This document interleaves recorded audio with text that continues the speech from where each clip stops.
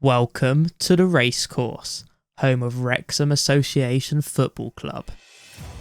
Founded in 1864, Wrexham is the oldest football club in Wales and the third oldest professional football club in the world.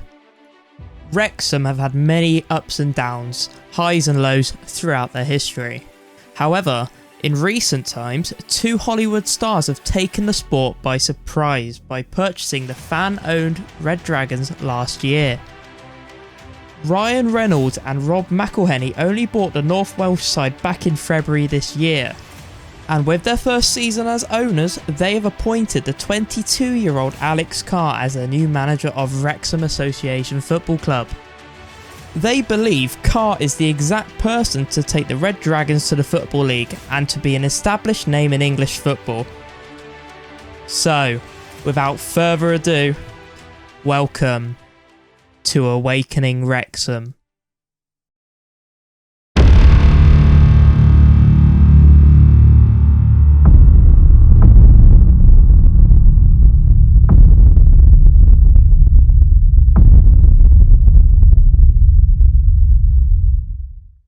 Ryan, how you doing, mate?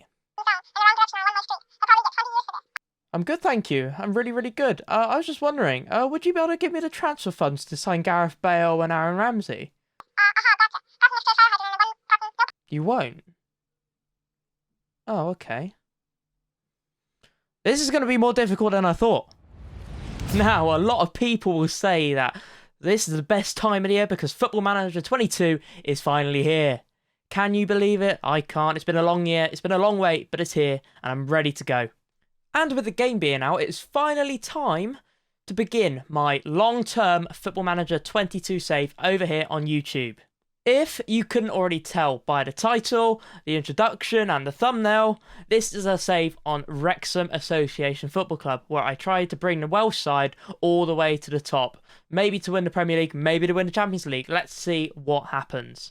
And if you are looking forward to Awakening Wrexham, make sure you drop a like on the video. And if you are new, make sure you subscribe and turn your notifications on, and you will never miss an upload on this channel. Now, I think I've talked enough. I think it's finally time to play the game. The suspense is killing me, so let's get straight into it.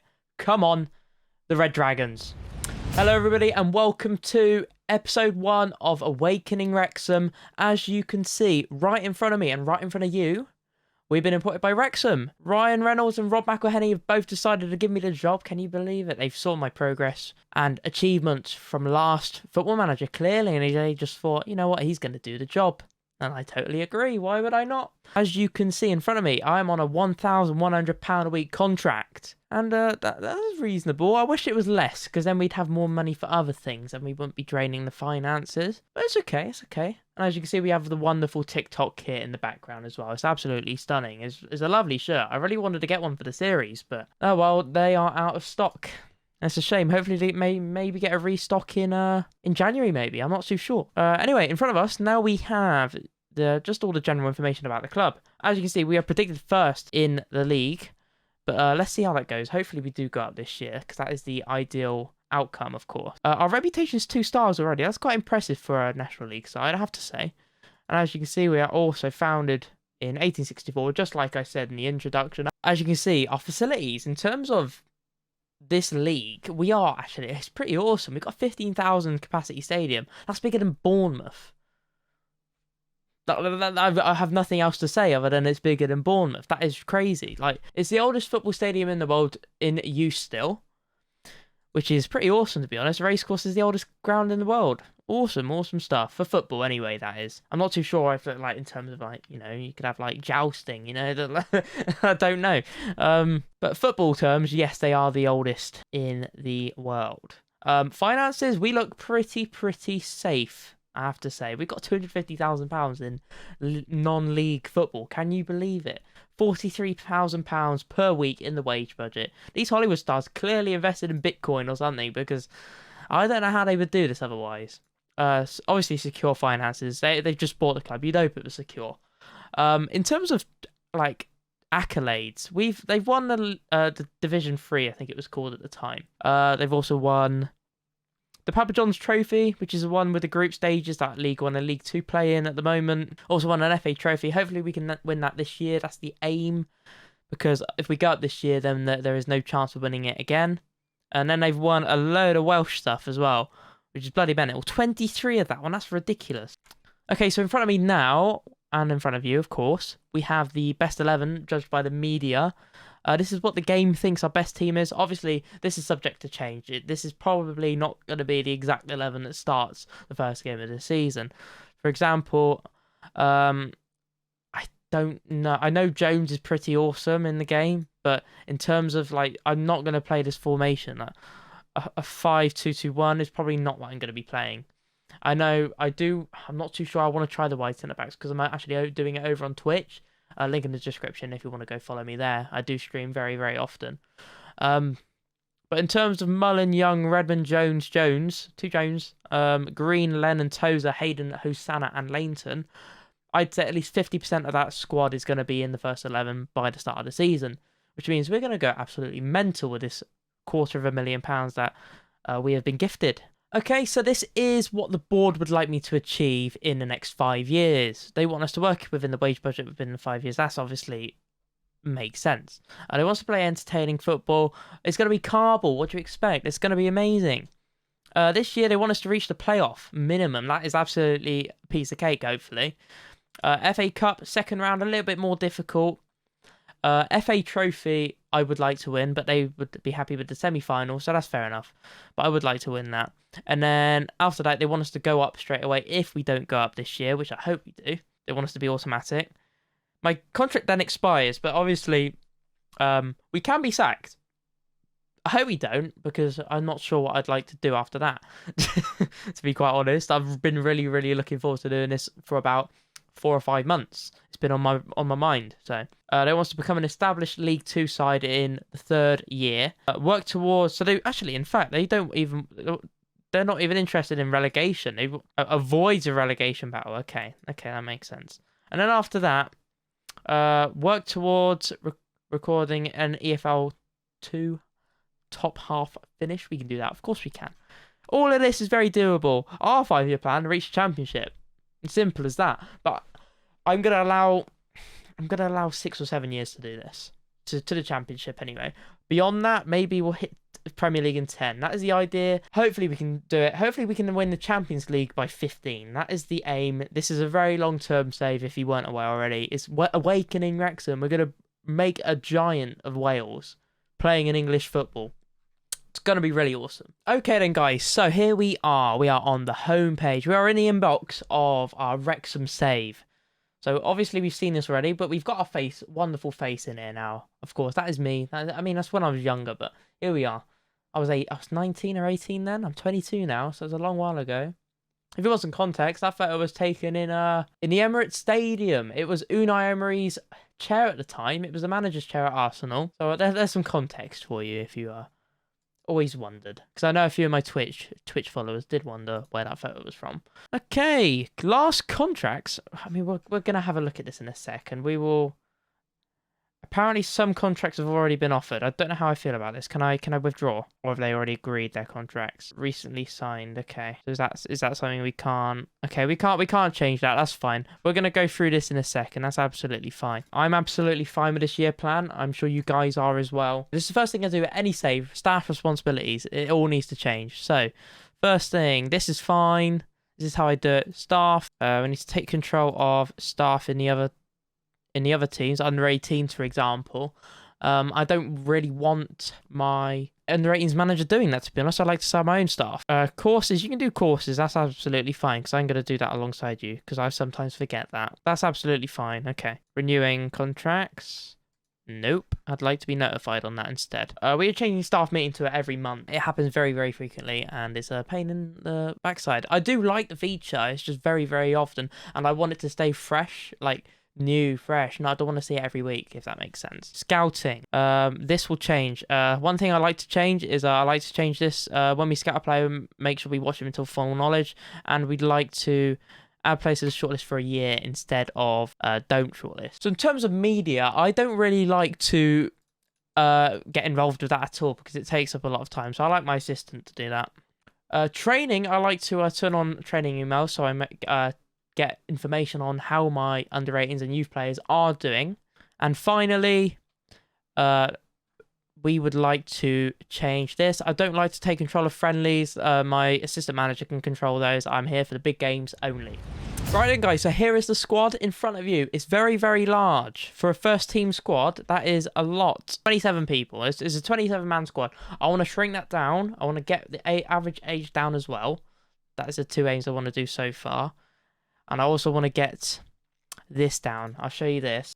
Wages is very, very high. I'm happy with Paul Mullen earning £4,000 a week because he is an absolutely phenomenal player for this level of football. He did 52 games and 34 goals with Cambridge last year, and that was in League 2, and now they're in League 1. Obviously, he's moved down 2 divisions, so he's going to be an absolutely deadly player. Ben Tozer is probably someone we're going to look at moving on, even though he's quite a solid player. However, did he just join? He has just joined, so he might struggle doing that. James Jones, very, very good Scotsman. Looks very, very good. Harry Lennon, centre-back, is he tall? He's 6'2". He's got very good jumping. He might be the one if we want to do some sort of corner tactic or throw-in tactic. That is the guy we go for. And everyone else is very, very similar in terms of ability, I believe. So if we go back, yeah, everyone's 3-star, 2.5, 3-star. And we've got a couple 1-stars as well.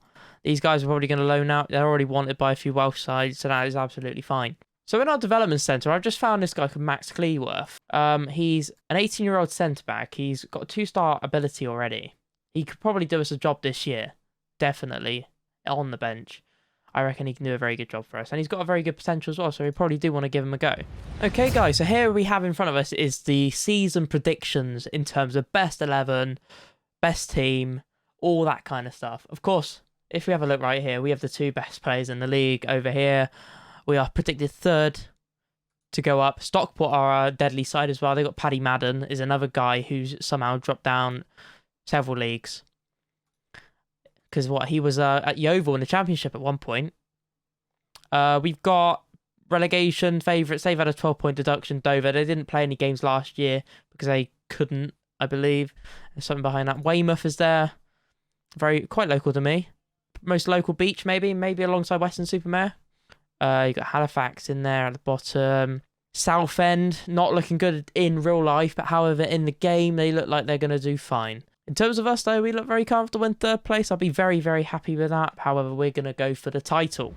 Okay, so in terms of staff, there is definitely some improvements. We'll probably keep Parkin here for a season. However, like people such as the head of youth, we'd love to improve that because that is it's not great. David Jones is actually a player and he does a staff job for us, so we might just keep him around. He's a coach as well. Is there a way to check his coaching attributes? I'm not too sure.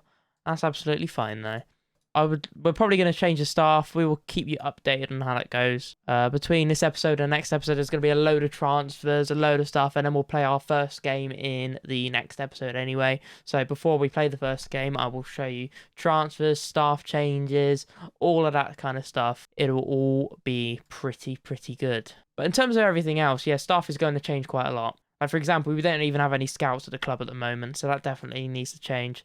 Medical side, we could probably do with another physio, as we have one available if we want it. Okay, so the next thing I like to do in a save is what I like to do is firstly go to coaches in the trading section, edit assignments, and then ask the assistant to sign. And that will make a lighter balance, not a lighter balance, but a better balance for the team, and it will suit their aspects a little bit better. So you get a high quality training. Second thing I like to do is I like to change the rest period. If you are perfectly fit, you can do double the training pretty much. Normal, none. Half. Yeah, that's right. So this is like how I like to have it set up. Yeah, that is exactly how I like to have it set up. So that's that sorted as well. Training's now sorted. We will come back and sort up some regimes eventually. But to start off, I will be quite happy with it running how it is. Okay, so the next thing I like to do is I like to cancel all the friendlies because we can make a lot of money from this. And as a National League side, we need that money. Even though we are probably the richest club in the league right now, we're not going to get any income from these Welsh sides, unfortunately. So I'm going to change that and I'll be back in a second.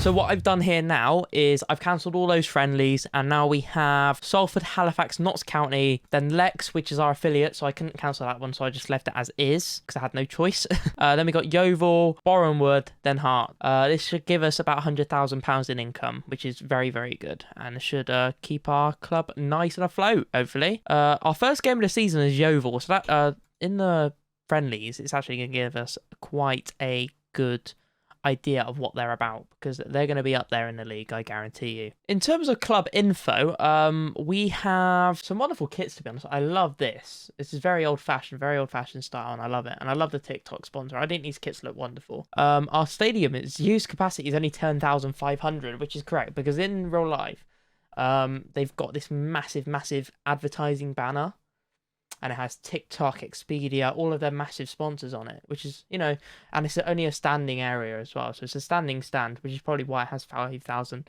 capacity on a side stand anyway. Hopefully when we talk to the board eventually, we can get that opened up when we go into the Premier League, maybe. Because right now, I think 10,000 is pretty good. Apparently, we have 5,000 season ticket holders as well. Interesting. It's more than Swindon. So saddens me. Swindon has 4,500 in real life, so that's kind of crazy.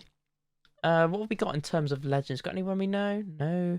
I mean, I don't know any of these players. Who's Glenn Little? He's a manager. Okay. Oh wow, Carlos Edwards used to play for Wrexham. That's quite interesting, isn't it? Is he part Welsh or something? No, he's not. That's cool. That's one I do know.